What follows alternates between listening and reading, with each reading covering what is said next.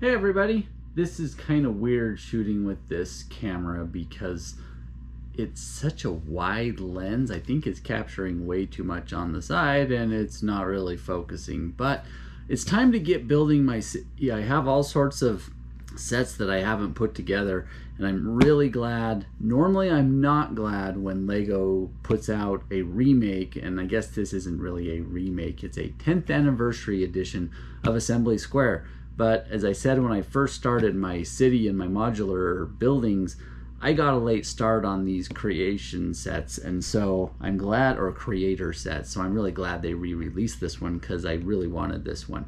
This set is about $300 and it actually beats what I always do as my cost per brick estimate. This set is, again, $300, but it has 4,002 pieces. Most sets average about 10 cents per piece, which means this one would be $400. It's not, so you're almost saving $100 if you look at it that way. But let's crack this open and see what she's got inside.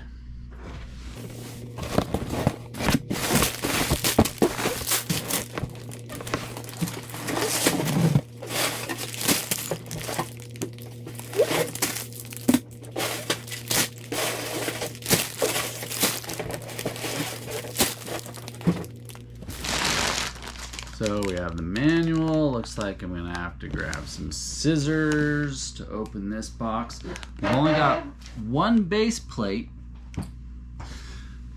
which I was not expecting because I thought there were going to be 3 16 stud base plates.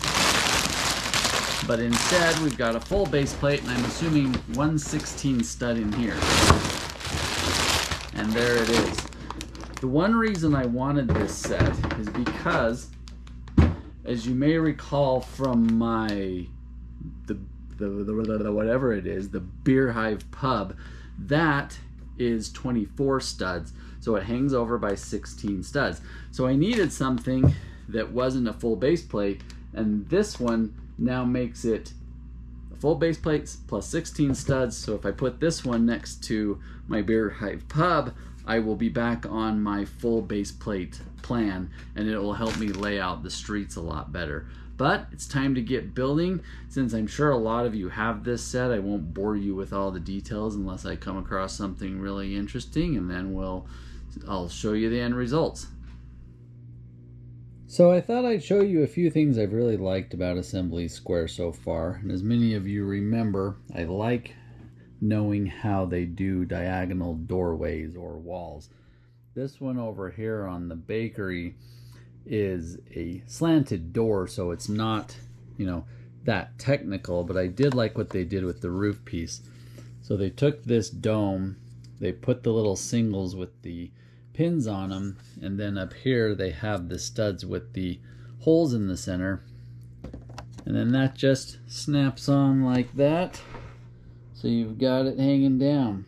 Very similar to what I was trying to achieve right there on the bottom, but a little more simple, although that has some extra edges. Now this door I really like. So on the bottom, I won't take it off in case I can't get it back in, they've essentially put one of these to allow it to spin, and that gives it the wiggle it needs, and then this goes right on top.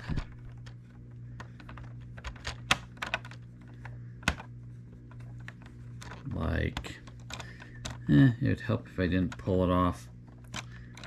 Now I pulled off my piece.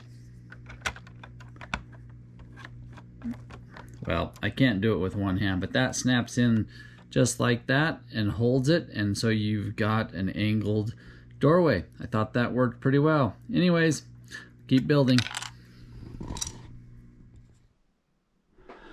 So one more thing I wanted to show about the Assembly Square build that I really liked are these windows right here. I thought this was an ingenious way to do windows. These are essentially garage door pieces that are turned sideways, and then down on the bottom they are put in to studs with holes in the top. And then they've got some clips right here on the side that you won't be able to see. But I really liked that because it breaks up, it gives you a nice big window, but then gives you some detail in it. Now, as you can see, I have finished. This was a fun build. I actually thought when I first started this that this was going to be 3 separate buildings, meaning that you could take this apart into 3 separate 16 stud plates, but it's not, because these 2 buildings are connected and it's all one connected base plate, so you can't take it apart. But I thought I'd show you what's in here real quick. So in the top of this building, you have a ballet studio, and there's a little mirror for her to look in. Then you have a little music studio with a drum kit and some guitars. There's a little saxophone as well. And then you've got a coffee shop down there. Got your fountain. And then on the back here, you've got an outdoor barbecue, which I quite liked. In here, you have, I just knocked something off, a little couch that can turn into a bed. If I can get it to go down right with one hand. And then I love the little model train with its tunnels and everything, and you've got your extra cars up there. I thought that was ingenious. And then this piece comes off together. And here you've got a photo studio, and I really, really liked the way they did that old-fashioned camera. I thought that looked really good. You've got your dentist office right here. The chair was perfect. I had nightmares just building it. And then there is your flower shop. And there is your bakery with a wedding cake and all sorts of goodies. So this was a fantastic build. I am glad they re-released this for the 10th anniversary. One other thing I thought I'd mention is, as I've showed you before, I put my instruction booklets into baggies, but they're always a little big for a baggie. So this time I made sure I cut this edge open so I could slide it back in, and that is going to keep the edges of the pages from getting wrinkled. Anyways, hope you like this build. I will see you next time.